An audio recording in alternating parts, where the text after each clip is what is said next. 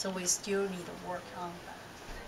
But for women, I think it's a very big part of China, because a woman is the first teacher of our life, and also woman is means the quality of the family, and the family is quality of the society as well. So this is why, for me, it's a passion on this kind of listening to Chinese women. But to be honestly, sometimes it's difficult for me. Like a few 2 months ago, I gave a lecture at Cambridge.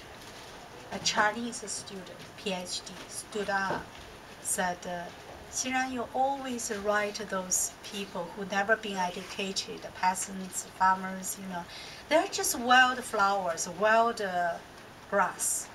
It's the same, nothing. I was deep hurt by this.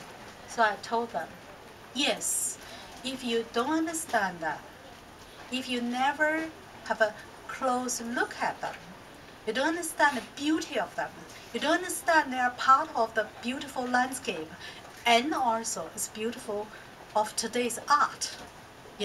Maybe you just walk over them, destroy them. But I have to say, China, the beauty of this culture, of this nation, is made by those wild grass or flowers. Yeah, I'm maybe just one drop of the water.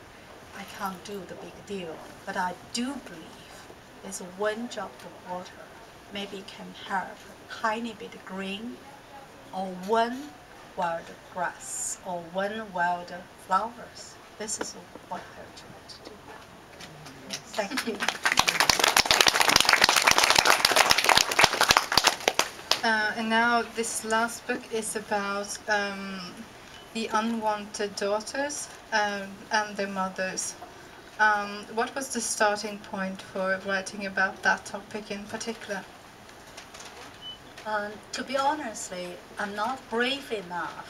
When I published my first book in Norwegian, is Voice in the Night. Yes. Yeah. And I try to avoid this because I found it so painful and so personal.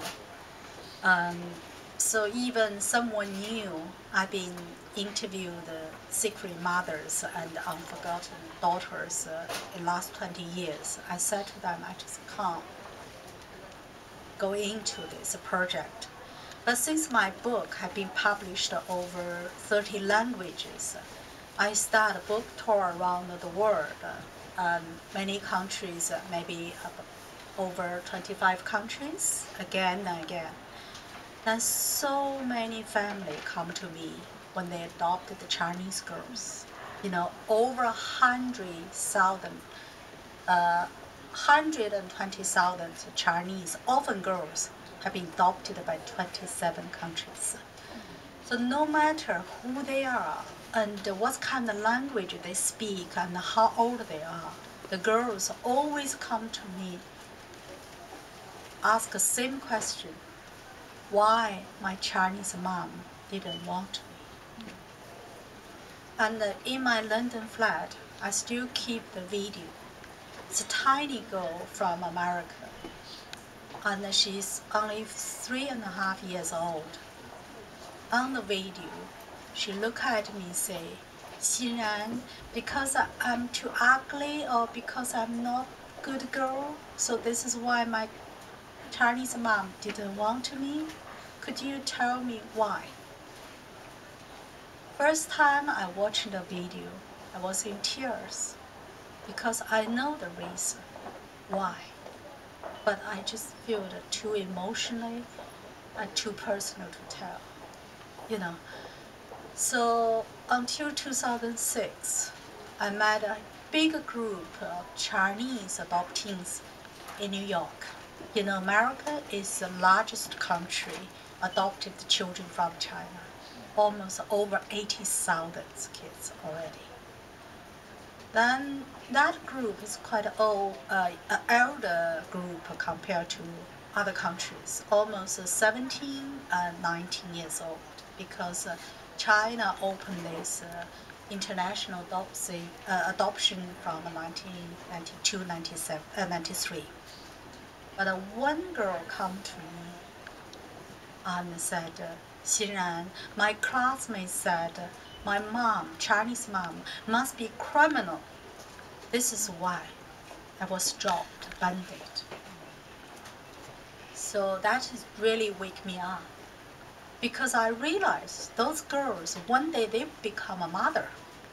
You know, they have some story to tell their own children. If they don't understand the real reason, so that could be as damaged for next generations forever. So I decided to write the book.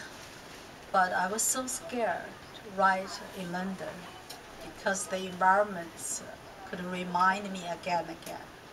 And also I scared writing in China. Because now I'm perfect at writing in the daytime. You know, I can control myself, I can smiling to others. But in the night, I still have very often had a nightmare. If you open the book, you know the why, because they are living in my life. So I decided to take the chance when Australia invited me back to Sydney Festival. So I spent 6 weeks, wrote the book in Australia. 6 weeks, I couldn't see anyone else. I couldn't speak to anyone. My fingers was completely broken, bleeding. I didn't feel pain at all. Because in the book, some stories about midwife, and I interviewed, and they told me how the things happened, you know, and also the mother I interviewed who killed her own 2 daughters, and also about the people who are working the orphanage and adoption system, and you can't imagine what kind of mothers they dropped their daughters, not just uneducated, you know, because from my 20 years research, I realized the number 1 is about traditional beliefs. When I go to the countryside, lots of women ask me, Xinran, how do you do the girl? I said, what's that mean? You don't know how do you do the girl. How could you be the woman? Yeah, so afterwards I realized kill the baby girls is a part of the housework. In many deep countryside, they still believe that. Actually, modern life and civilization never reached there. There is a book just come out from China in Chinese, talk about furniture, antique furniture. Actually, it's lots of the countryside, people still using the same things. One of this furniture is like a box this size, and the 2 levels for stored water. On the top level, they call the roots water, and the water stored same temperature as our skin. And the bottom level stored boiling water. They call the trouble clean water. So when they gave the birth to the baby, and when the boy, they wash the boy from the top level. If they found it was the girl, they turned upside down. And the job this baby goes straight away to the boiling water. Killed her. It's a beautiful part of the furniture. But why? Because the Chinese has been, how do you say, watered and weathered by this kind of beliefs, not just in China. I just come back from Singapore as well, Malaysia, Japan, South Korea. We all come from the same cultural beliefs. Your first child of the first generation has to be the boy. That is your family trees. Not just a surname, not just like your culture, boy is part of the heritage. You know, from royal family to the ordinary families.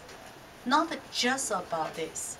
And also we have a very old tax system.